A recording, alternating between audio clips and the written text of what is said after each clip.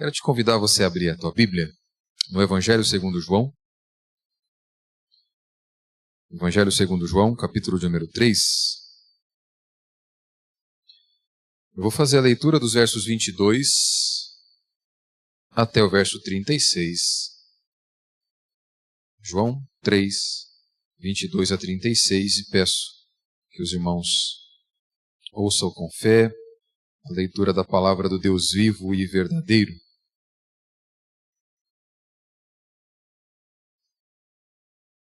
Estamos juntos? Diz assim a palavra do Senhor, João 3, 22. Depois disto, foi Jesus com seus discípulos para a terra da Judeia. Ali permaneceu com eles e batizava.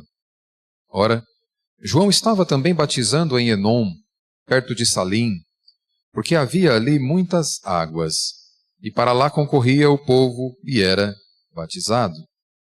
Pois João ainda não tinha sido encarcerado. Ora, entre os discípulos de João e um judeu suscitou-se uma contenda com respeito à purificação. E foram ter com João e lhe disseram: Mestre, aquele que estava contigo além do Jordão, do qual tens dado testemunho, está batizando, e todos lhe saem ao encontro.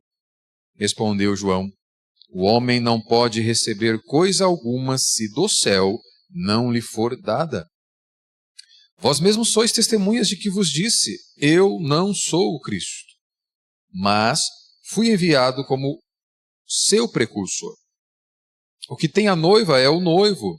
O amigo do noivo que está presente e o ouve, muito se regozija por causa da voz do noivo, pois esta alegria já se cumpriu em mim. Convém que ele cresça e eu diminua. Quem vem das alturas certamente está acima de todos. Quem vem da terra é terreno e fala da terra. Quem veio do céu está acima de todos e testifica o que tem visto e ouvido. Contudo, ninguém aceita o seu testemunho. Quem todavia lhe aceita o testemunho, por sua vez, certifica que Deus é verdadeiro, pois o enviado de Deus fala as palavras dele, porque Deus não dá o Espírito por medida. O Pai ama o Filho e todas as coisas tem confiado às suas mãos.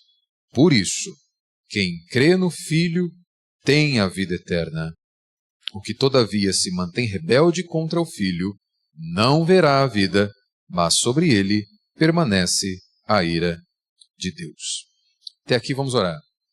Pai Santo, bendito Deus, te louvamos, Senhor, pela leitura da Tua palavra, ó Deus, pelo culto, no qual o Senhor tem nos conduzido nesta noite para Teu louvor, para a Tua glória. Ó Deus, e pedimos que o Senhor, nesta ocasião, neste momento, ó Deus, conduza-nos, continue nos conduzindo pela Tua palavra, a Sua vontade, aquilo que o Senhor tem preparado para esta noite. Aplica a Tua palavra no nosso coração com poder e graça, ó Deus, para que Seu povo seja edificado e Teu nome seja louvado, exaltado, engrandecido no nosso meio, pois só Teu nome é excelso, como nós já oramos essa noite. Ó Deus, e te pedimos confiantes em Cristo Jesus. Amém. Irmãos, João Calvino, no primeiro livro das Institutas, afirma que o coração do ser humano é uma fábrica perpétua de ídolos. Significa que nós temos por característica fabricar constantemente ídolos, substitutos de Cristo no nosso coração. Não? E idolatria, para uma definição bastante breve e que é necessário a gente refletir sobre ela, idolatria é tudo aquilo, ídolo é tudo aquilo em que você deposita sua confiança, sua segurança, sua alegria, e não é o Senhor Jesus. Ídolo é tudo aquilo que você disser o seguinte: olha, pode faltar qualquer coisa, mas se faltar isso aqui, acabou tudo. Isso é idolatria, quando não é o Senhor a resposta para a pergunta: o que não deve faltar? Por isso que Calvino afirma que o nosso coração, então, é uma fábrica perpétua. Constantemente estamos fabricando substitutos de Deus no nosso coração. E um dos ídolos mais cultuados nos nossos dias é o eu, o ego. Talvez o termo técnico para isso é o self, o eu mesmo. Este é o Deus mais adorado dos nossos dias. O eu, o ego. O eu é o ídolo de uma religião disfarçada de fé. Apresenta-se como uma espiritualidade verdadeira, essa devoção ao ego. No entanto, é uma falsa religião. Isso é uma continuação daquilo que nós vimos pela manhã aqui. Este tempo, este é o nosso tempo em que o ego se tornou sagrado. O eu se torna sagrado.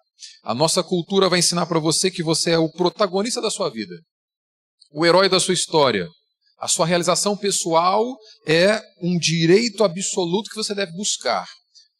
Deus, se existe, Ele está aqui para servir você nos teus propósitos, para potencializar e para garantir seu bem-estar. Essa é a forma como as pessoas lá fora enxergam Deus. E o problema com esse discurso é que ele não ficou apenas na mente secular. Não ficou apenas lá fora. O problema desse discurso do eu no centro da vida, centrada no ego, é que entrou também na espiritualidade cristã do nosso tempo. Entrou também na forma das pessoas entenderem espiritualidade.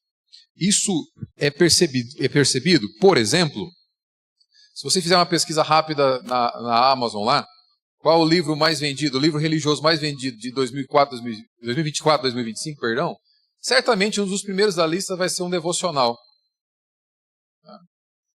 E esse devocional, se você o tem, se você o comprou, se você o deu de presente, eu preciso não vou mudar o sermão por causa disso. Mas é um livro-texto de devocionais chamado Café com Deus Pai. Só um exemplo. Quando o eu está no centro. Você vai entender por que eu estou dizendo isso. É um texto devocional que alcançou assim um grande sucesso de vendas em pouco tempo, e não por acaso, por 2 anos consecutivos, foi o livro mais vendido da Amazon, um livro de espiritualidade. Certo? Por que vendeu tanto? É um livro que tem um tom afetuoso, palavras suaves, mas muitas vezes a centralidade do discurso recai sobre o indivíduo e não sobre o Senhor. A centralidade do discurso é o indivíduo que se devota e não o Deus que deve ser devotado, adorado. Eu separei algumas afirmações, não vou fazer todas, porque a minha esposa já me corrigiu. Ela falou, não fala tudo não, que chega a doer. Então eu vou fazer só algumas citações de ideias que você encontra nesse... A esposa ajuda a gente a afinar o sermão. Algumas ideias que você encontra nesse tipo de discurso. Você é o centro das atenções do céu. Abre aspas, o que eu estou falando agora. Deus se levantou hoje só para te ver sorrir. Você nasceu para brilhar. Você ri, mas é esse tipo de espiritualidade que está sendo vendida. Quando você acorda, o céu faz silêncio para te ouvir respirar. Você é o cara mesmo, hein? Ó, coração chega. O universo inteiro conspira para você ser feliz, porque Deus te colocou no centro do universo. Percebe que não é Deus por providência trabalhando por tua felicidade. É o universo trabalhando por tua felicidade. Porque você é o centro dele, do universo. Eu vou poupar, tem muita coisa aqui, depois não compro o livro. Os anjos param tudo quando você ora, porque a sua voz é a melodia favorita de Deus. Antes de criar os céus, Deus já sonhava com seu sorriso. Não aceite menos que tudo. Esse aqui eu até grifei. Tá? Não aceite menos que tudo. Você nasceu para ser exaltado. falando sobre isso na igreja, eu coloquei assim, né? Só faltou escrever assim: você não aceite menos que tudo, você nasceu para ser exaltado. Assinado? Satanás. Deus tirou um tempo da eternidade só para pensar em você. Não estou dizendo que Deus não cuida de nós, mas você percebeu quem é que está no centro do discurso? Não é você servindo o Criador, é o Criador existindo para te servir. Você é a obra-prima que fez Deus parar e aplaudir. Salva de palmas para você. O céu ficou mais bonito desde o dia que você chegou na terra. Irmãos, o problema com essa linguagem, embora eu tenha usado um tom aqui meio de brincadeira, é que essa linguagem ela não é neutra, ela não é inofensiva, porque ela forma a maneira como o indivíduo enxerga Deus e, consequentemente, a forma como o indivíduo se vê. Ela transforma a fé em um espelho para autocontemplação e não em uma janela para a contemplação da glória de Deus. Ela transforma a fé em um lugar onde eu estou no centro. Mas quando a gente lê textos como este, que nós vamos ver essa noite, com simplicidade, força e glória, João Batista nos apresenta uma espiritualidade verdadeira que vai no sentido oposto. Quando ele afirma: convém que ele cresça e eu diminua. Isso é fé cristã. Essa frase aqui ela vai na contramão de tudo que a cultura está te dizendo hoje. Tudo. Mas ela também contém a chave aqui para a verdadeira espiritualidade. No livro Ego Transformado, do Tim Keller, ele escreve assim: a humildade do Evangelho não apenas nos salva, ela nos liberta, porque o ego humano deixado por conta própria está sempre com fome. Portanto, a minha mensagem em resumo nessa noite é a seguinte: Jesus Cristo é o mais importante de todos, e somente nele nós temos vida eterna e liberdade para diminuir. Vou repetir porque esse é o momento que você anota o tema do sermão. Jesus Cristo é o mais importante de todos e somente nele temos vida eterna e liberdade para diminuir. Diminuir sem doer, sem chorar. E eu quero ver isso com os irmãos, com o texto, explorando 3 pontos. 3 palavras-chave para você memorizar. Em primeiro lugar, ciúmes dos discípulos de João Batista. Em segundo lugar, humildade de João Batista. E por fim, primazia de Cristo. Ciúmes, humildade, primazia de Cristo. Em primeiro lugar, nos versos 22 a 26, nós vemos os ciúmes dos discípulos de João Batista. Medo de perder o palco. Olha aí o verso 22 de novo. Depois disto, 3:22. Foi Jesus com seus discípulos para a terra da Judéia. Ali permaneceu com eles e batizava. Ora, João estava também batizando em Enom, perto de Salim, porque havia ali muitas águas, e para lá concorria o povo e era batizado, pois João ainda não tinha sido encarcerado. Ora, entre os discípulos de João e um judeu, suscitou uma contenda com respeito à purificação. E foram ter com João e lhe disseram: Mestre, aquele que estava contigo além do Jordão, do qual tem dado os testemunhos, está batizando, e todos lhe saem ao encontro. A ideia aqui é que Jesus está crescendo em popularidade. As multidões que antes seguiam João Batista, agora estão indo até o Messias, o profeta por excelência, o Cristo. Os discípulos de João ficaram animados com isso? Incomodados. Eles reclamam no verso 26, todos lhe saem ao encontro. Todos estão indo com ele. Existe aqui ciúme espiritual, existe aqui competição ministerial. E é uma ansiedade que é familiar a todos nós. Mas espera aí, como é que eu fico? Esse cara chegou agora e já está aí sentado na janelinha com tanta atenção? E nós estamos perdendo popularidade? Os discípulos de João Batista estão aflitos por conta da perda de influência, por conta da perda de seguidores. O número de seguidores está diminuindo. Eles querem manter o holofote. mesmo num cenário onde o Messias já se revelou. Isso é que é absurdo. O Messias prometido e tão aguardado pelo povo de Deus já se revelou e os discípulos de João Batista ainda pensam em primazia de seu mestre João Batista. Isso é o absurdo aqui. Os discípulos de João, eles disseram assim: aquele de quem você deu testemunho agora está batizando e todos estão indo até ele. Com isso, eles tentavam diminuir a importância de Jesus ao dar a entender que João, ao falar bem dele, estava favorecendo ele.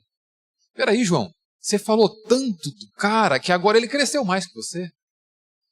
Você deve parar, maneira um pouco. Ele já tem mais seguidores que você. Quando, na verdade, João Batista aqui, ele está tendo o maior de todos os privilégios. Ele cumpriu o mais alto e honroso chamado que alguém pode cumprir, que é preparar o caminho para o Messias. Não por acaso Jesus vai dizer que dentre nascidos de mulher não houve um como João Batista. João Batista sabe onde é o seu lugar. Ele é servo do rei. E louvado seja Deus por isso, ele entende. Ele tinha cumprido o seu papel. A tentativa de colocar João acima de Jesus é que é o absurdo aqui. Especialmente porque nós sabemos qual é o testemunho de João. Ele declarou abertamente: Jesus é o Cordeiro de Deus, o Filho do Altíssimo. É a ele que vocês devem seguir. Quando os discípulos de João, então, dizem que todos estão indo até ele, isso aqui revela uma inveja, ambição pecaminosa daqueles homens. Eles estavam preocupados que a multidão abandonasse João para seguir Jesus. Jesus era uma ameaça na ótica daqueles homens. E isso é uma realidade. Jesus é uma ameaça para toda a idolatria. Todo idólatra, todo comprometido com outros deuses, outros ídolos que não Cristo, se vê ameaçado. Jesus ameaça os ídolos. Porque Jesus, como Senhor sobre céus e terra, não admite qualquer outro lugar no teu e no meu coração a não ser o primeiro lugar. Por isso que a gente viu pela manhã, né? Tudo diz respeito a Ele. Ele é o centro de uma verdadeira espiritualidade, de verdadeiro cristianismo. O cristianismo não é sobre ideias, nós estávamos falando aqui. O cristianismo verdadeiro é sobre uma pessoa que vive e reina soberanamente, e seus súditos entendem isso e submetem a esse reinado. E o tem como ser, como a pessoa mais preciosa de suas vidas.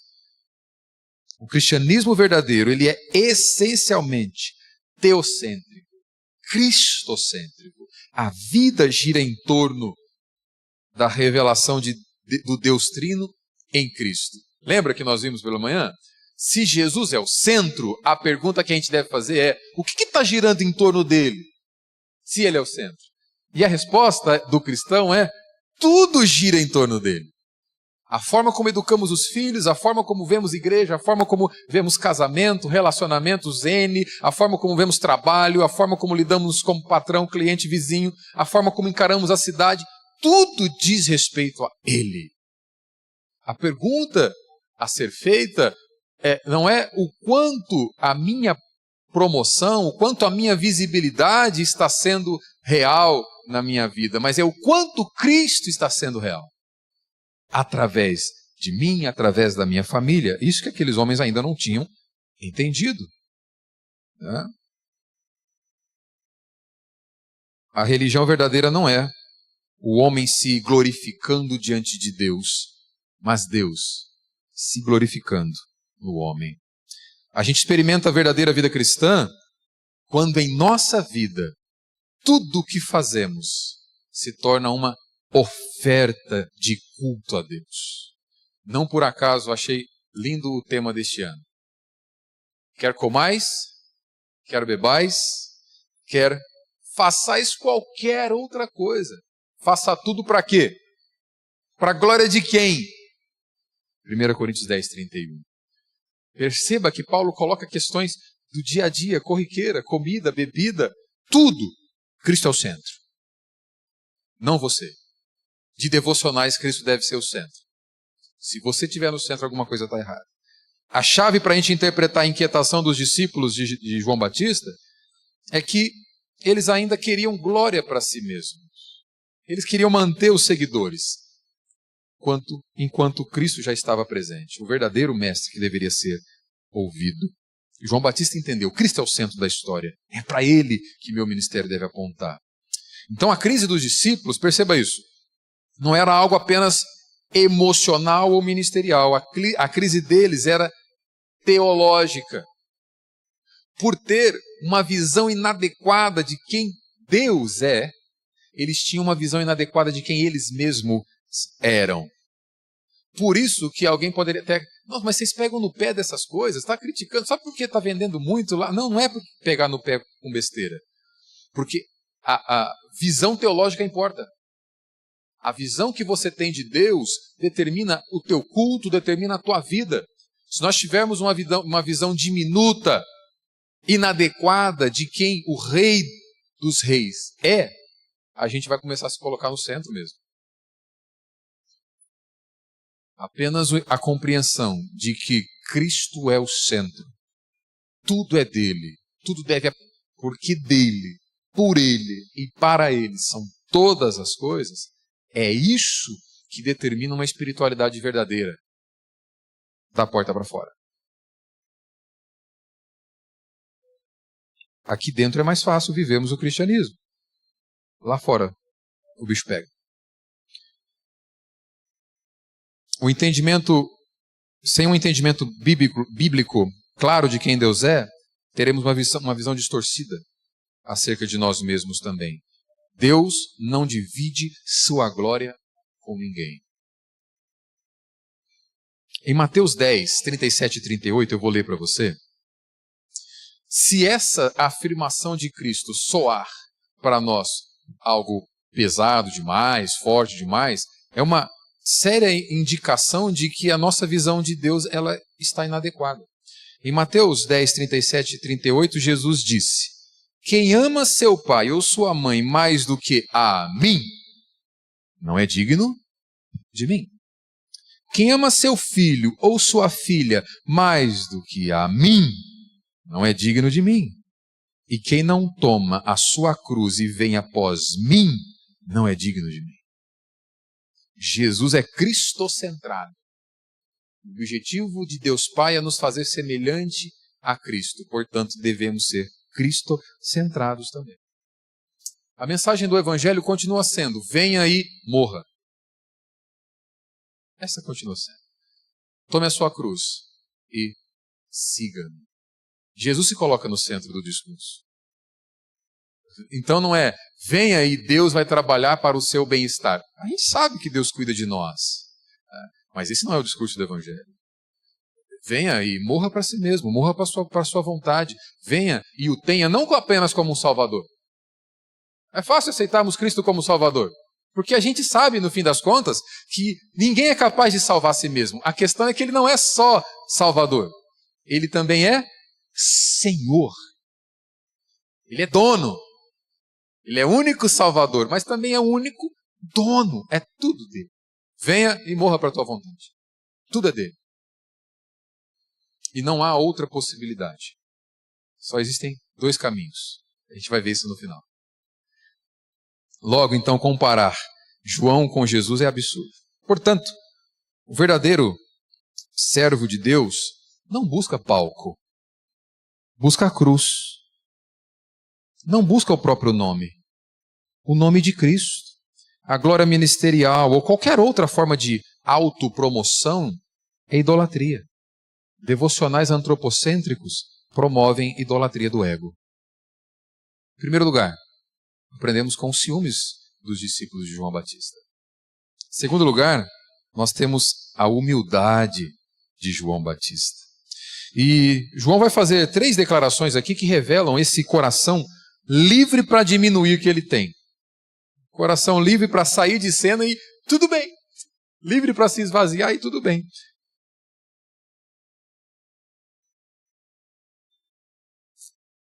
primeiro lugar, ele vai dizer que tudo é graça, nada é mérito. Tudo é a favor de Deus, não porque você merece. Olha o verso 27. Respondeu João: o homem não pode receber coisa alguma se do céu não lhe for dada. João começa aqui com uma teologia de gratidão e dependência. Ele sabe que ele não conquistou o seu ministério, mas ele recebeu de Deus o seu ministério. Um favor imerecido lhe foi concedido. A sua identidade não está na performance ou no desempenho ministerial, mas na graça de Deus concedida a ele. Se tudo é graça, então você não precisa mais se comparar. João, ele passou dessa fase de se comparar. A inveja morre quando a gratidão floresce. Essa é a ideia. O evangelho gera esse senso de inevitabilidade. Faz todo sentido eu entregar tudo para ele quando eu entendo que ele entregou tudo, sendo muito mais precioso por mim, por amor a mim, naquela cruz.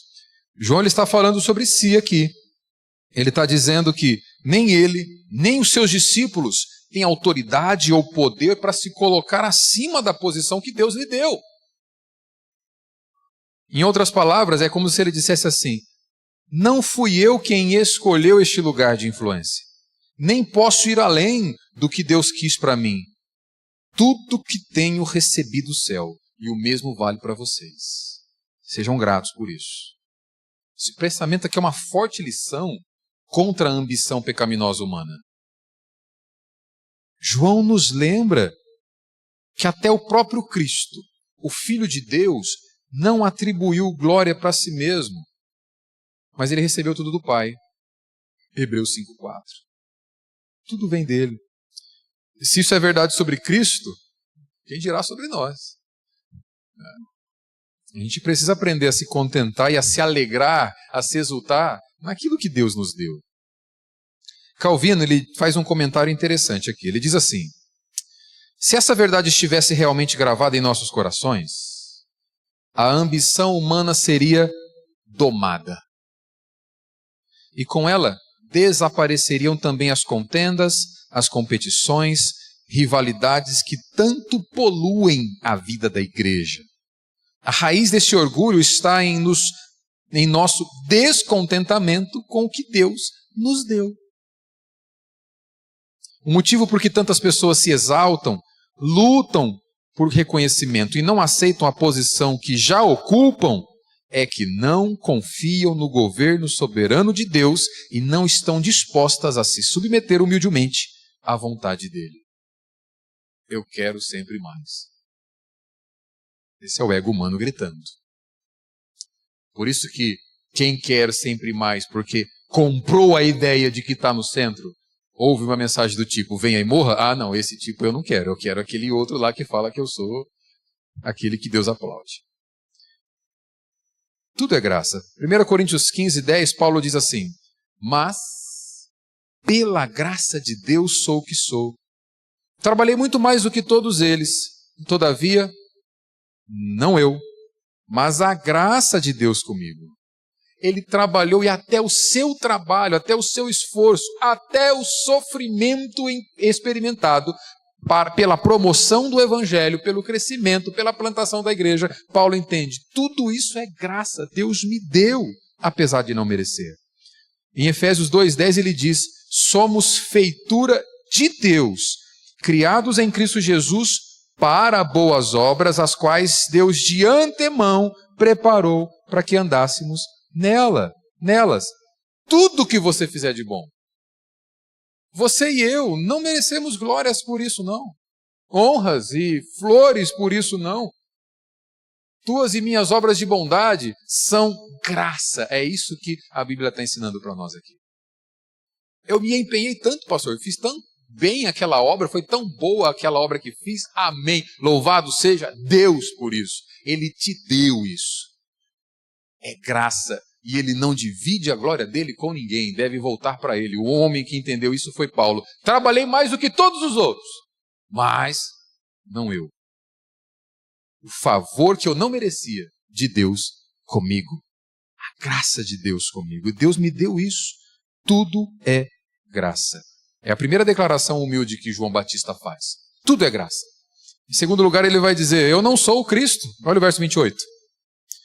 Vós mesmos sois testemunhas de que vos disse, eu não sou o Cristo, mas fui enviado como seu precursor. Essa aqui é uma das frases mais libertadoras da vida cristã. Você não é o protagonista. Você não é o herói da tua vida. Você não é o autor da tua história. João conhece o seu papel e ele não tenta ser mais do que isso. João Batista lembra aos seus discípulos algo que ele já havia dito. Ele não era o Cristo. Com isso, João está deixando claro aqui que ele nunca reivindicou para si uma posição de destaque, além daquela que Deus graciosamente lhe deu.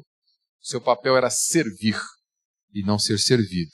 Apontar para o Messias e não ocupar o lugar dele. Essa afirmação ela é importante para nós.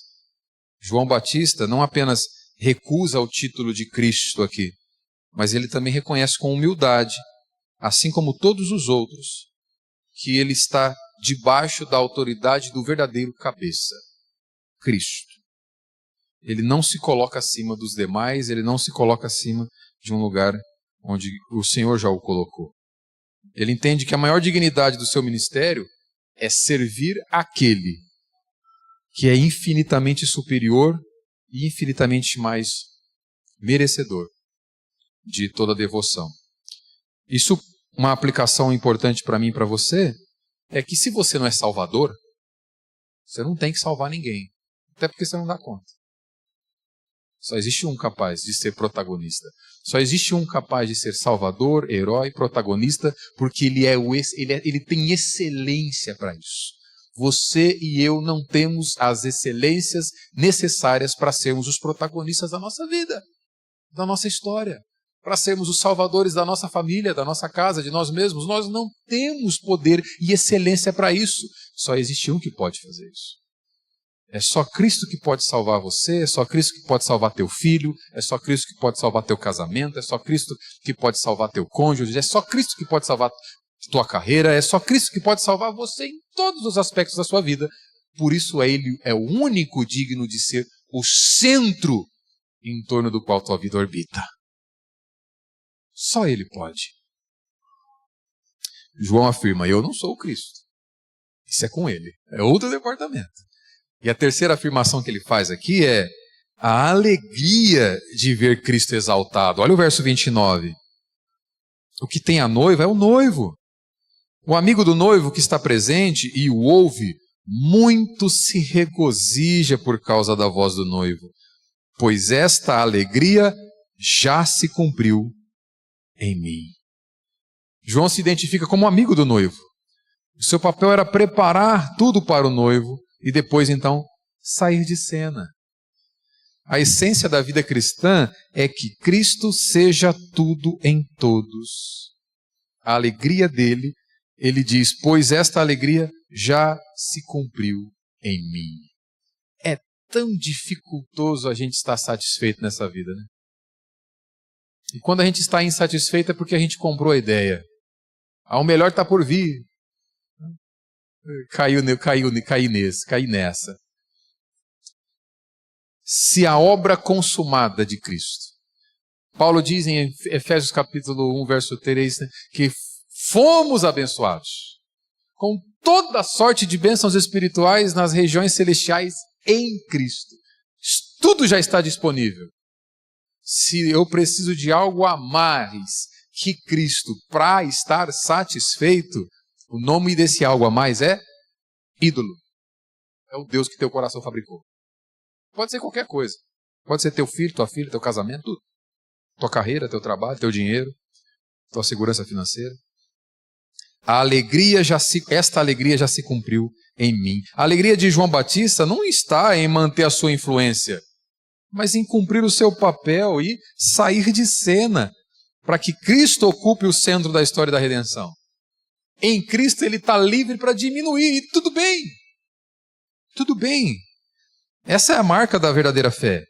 regozijar-se quando Cristo é exaltado, ainda que eu não tenha primazia ou holofote nenhum. Eu sei, é difícil para uma geração que gosta dos likes, né? Inscreve-se aí, curte, comenta, compartilha. Para a nossa cultura isso aí é complicado, isso é difícil realmente. Mas a ordem continua sendo, venha e morra.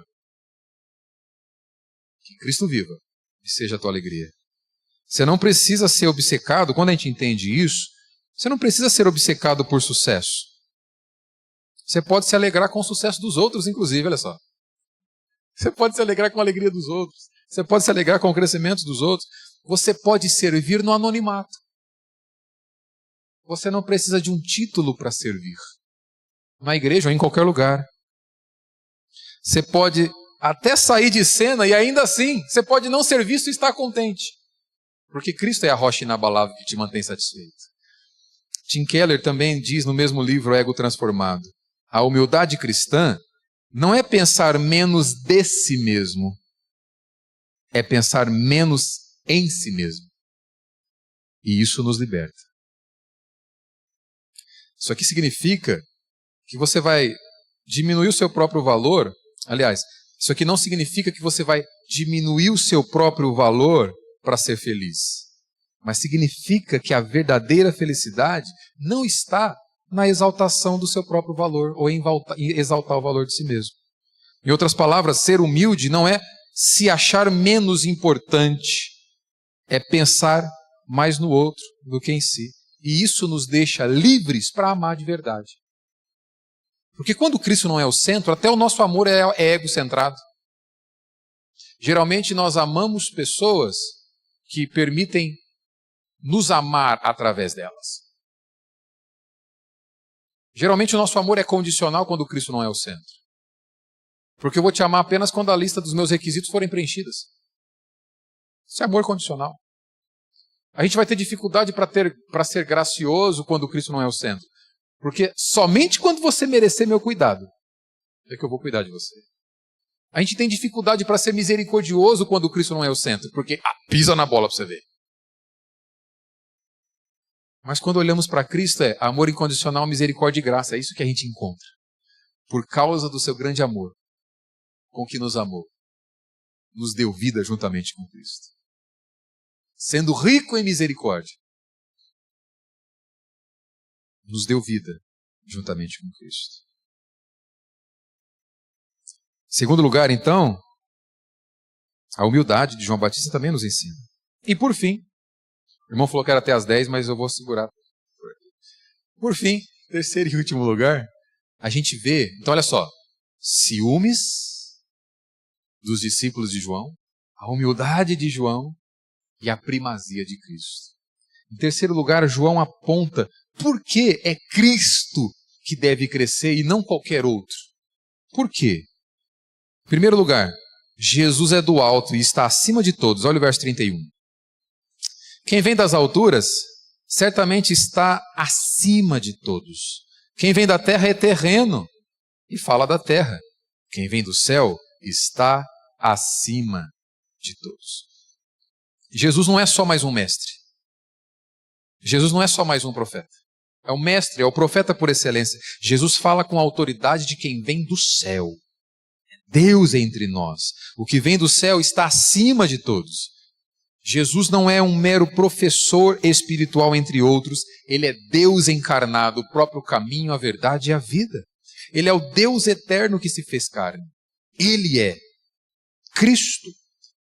Deus mesmo descendo até nós. E Ele é essa revelação suprema, a palavra viva que supera todos os mensageiros anteriores. Assim, quando ele diz, quem vem do céu está acima de todos, João Batista está confessando a incomparável superioridade de Cristo, que fala com autoridade celestial. Está acima de todos. Por isso, ele tem primazia. Ele está acima de todos. Em segundo lugar, Jesus tem a primazia porque ele fala as palavras de Deus com o Espírito sem medida. Olha o verso 34. Pois o enviado de Deus fala as palavras dele, porque Deus não dá o Espírito por medida. Jesus não é apenas um repetidor de ideias. Ele é a palavra viva. Por isso que cristianismo não é sobre ideias e doutrinas meramente. Cristianismo não é sobre algo, é sobre alguém que vive, que reina, com quem nós nos relacionamos. Ele é a palavra viva. Jesus não é apenas portador de uma mensagem divina. Ele é a própria mensagem encarnada, redentora de Deus para seu povo. Fala com autoridade perfeita, porque é o enviado de Deus, cheio do Espírito sem medida. Isso que João está dizendo aqui. O único mediador. Por isso que em 1 Timóteo 2,5, Paulo diz, porque há um só Deus e um só mediador entre Deus e os homens, Cristo Jesus, homem. Ele é o centro de toda a Escritura. Ao afirmar que Deus não lhe dá o Espírito por medida, João está dizendo que não há qualquer limitação ou imperfeição na missão do nosso Redentor. Está vendo? Só Ele tem as excelências requeridas para ser o protagonista da sua vida. Para ser o autor da sua história. Você não tem. Você pode sair de cena e ainda estar plenamente satisfeito. Cristo reina em mim. Você pode fazer essa oração. Tira-me do trono do meu coração.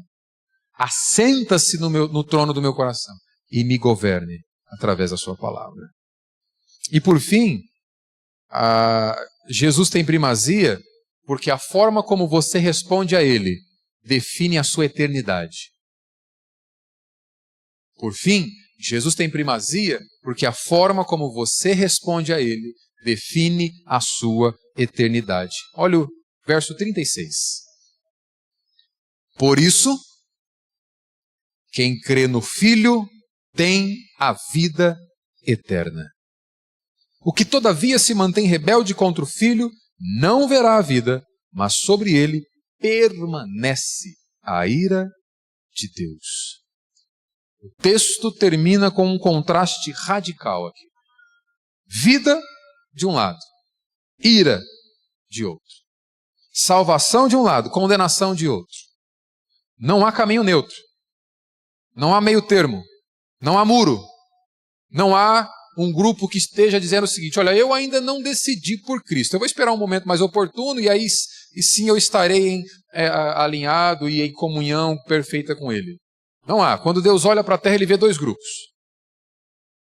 Os que foram restaurados em Cristo Jesus estão em plena relação, em relacionamento de amizade com Ele. E os que ainda estão na rebeldia de seus pecados, o negando e sendo os deuses das suas próprias vidas.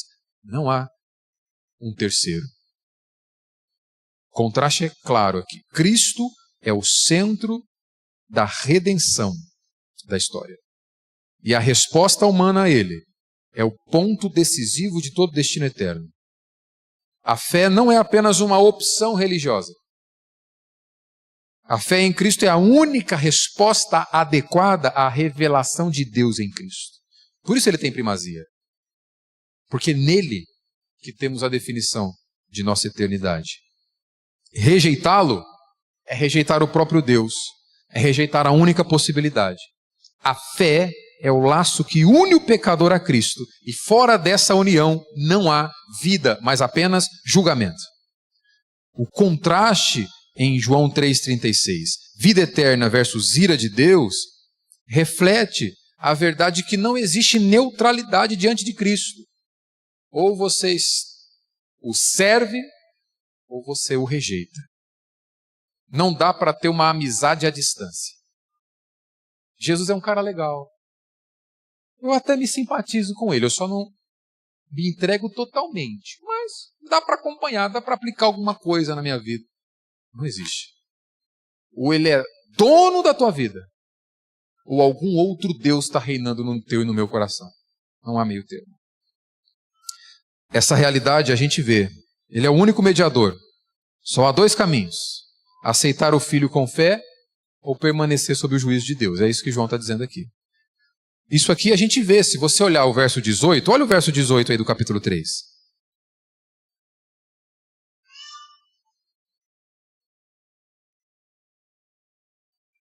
Quem nele crê não é julgado ou condenado, uma tradução. O que não crê será condenado. Qual é a conjugação do verbo aí? Já está condenado, julgado. Por quê? Porque não crê no nome do unigênito Filho de Deus. Não há meio termo. Ou Jesus é o seu Salvador, ou ele será o seu juiz. Não há meio termo. Por isso que é Jesus que deve crescer. Por isso que é Jesus que deve ter toda a primazia, enquanto todo homem seja diminuído e submetido a ele. Portanto, uma última aplicação para a gente terminar. Também no seu livro Ego Transformado, esse você pode ler, tá? É um livrinho pequenininho, mas poderoso. O Keller afirma assim: o ego humano é dolorosamente ocupado consigo mesmo. Ele se compara, ele se sente ofendido, ele se exalta ou se menospreza o tempo todo. Ele está sempre faminto. E João Batista vai nos apresentar o oposto disso aqui. No momento em que a plataforma dele está diminuindo, em que os seus seguidores estão migrando para outro ministério, o ministério de Cristo, ele não entra em crise. Ele não compete. E agora, meus seguidores? Não. Ele não tenta recuperar a influência. Ele diz com alegria: convém que ele cresça e eu diminua. Essa resposta é incompreensível para a nossa cultura, para a mentalidade moderna. Porque a gente vive numa cultura em que o valor pessoal é totalmente ligado ao desempenho, à conquista, à visibilidade, ao número de seguidores nas redes sociais, à autoimagem. A identidade contemporânea é algo conquistado pelo indivíduo e não recebido por Deus, ou recebido de Deus. Ou seja, ele precisa se provar constantemente que é importante. Quando Cristo não é o centro, você sempre vai estar preocupado com a tua relevância, com a forma como você está se realizando. Ele precisa de curtidas, de atenção, de aprovação, tudo isso para justificar a sua existência. Ele confunde like com afeto, tem tudo isso. O surgimento de literaturas como essa que eu mencionei na minha introdução, de autoajuda, em que o indivíduo está no centro, está intimamente ligado à valorização do eu, do self, o indivíduo no centro. Algo típico da nossa cultura, que promove autoimagem, individualidade, busca por reconhecimento público, está tudo aqui. Aquilo que te promove, você abraça. Se pede para você morrer, você rejeita. Diferente de eras anteriores, por exemplo, onde a identidade era definida por papéis sociais e religiosos, a modernidade desloca o centro para o próprio eu. Se antes a minha identidade vinha de fora, ou seja, vinha de Deus, por exemplo, hoje sou eu que defino. Agora ela vem de dentro. Eu estou no centro. Eu quero que todos reconheçam isso. Essa é a contradição da nossa cultura. Sou eu que defino quem sou, mas você é obrigado a aceitar isso, senão jamais serei eu. Sinto, logo sou, mas você tem que aceitar isso, senão jamais serei eu. Essa é a incoerência dos nossos dias. Por isso que algumas pessoas soam tão contraditórias. Esse mesmo espírito aparece nesse tipo de literatura de autoajuda, de devocionais antropocêntricos, por exemplo. Mas o Evangelho nos aponta para outro caminho. Vou terminar aqui. É uma identidade dada pela graça de Deus e não conquistada com nossos esforços. João diz: o homem não pode receber coisa alguma se do céu não lhe for dada. Ou seja, eu não sou o que eu construo. Eu sou quem Deus diz que eu sou. Eu não sou aquilo que eu me afirmo ser. Eu sou o que Deus afirma que eu sou. Eu sou quem Deus me deu para ser. João não está em crise porque a sua identidade está firmada fora de si mesmo. Sua identidade não é firmada no seu ego instável. Sua identidade é firmada na rocha inabalável Jesus Cristo, que nos resgatou do império das trevas e nos transformou em filhos de Deus. Quando eu entendo que eu sou filho de Deus, pela graça de Deus em Cristo Jesus, minha identidade já está firmada numa rocha inabalável. Meu valor não está nas minhas realizações. Minha alegria não está nas minhas conquistas. Não está em nada que eu possa conquistar, mas em tudo que Ele já conquistou por mim. Verdadeira fé cristã, verdadeira fé que brota do Evangelho, não é a lista de tarefas que você realiza, mas como a obra consumada, tudo que Cristo já realizou, quais as implicações dela na tua vida? Como você corresponde a tudo aquilo que já te foi dado por graça, sem que você merecesse? Isso é vida cristã. O fardo cai. Sou filho, fui feito filho de Deus. Em termos bastante práticos, pare de tentar ser o Cristo da sua história. Pare de carregar fardos de provar o seu valor todos os dias, ou de estar no centro da sua própria história, de ser o seu próprio salvador, o autor, o herói, que você não tem a excelência necessária para isso. Olhe para Cristo. Ele é suficiente. Sempre foi. É o mesmo ontem, hoje, será eternamente. Ele continua sendo suficiente para todo aquele que confia nele. Portanto, que na tua e na minha vida, Ele cresça e nós diminuamos.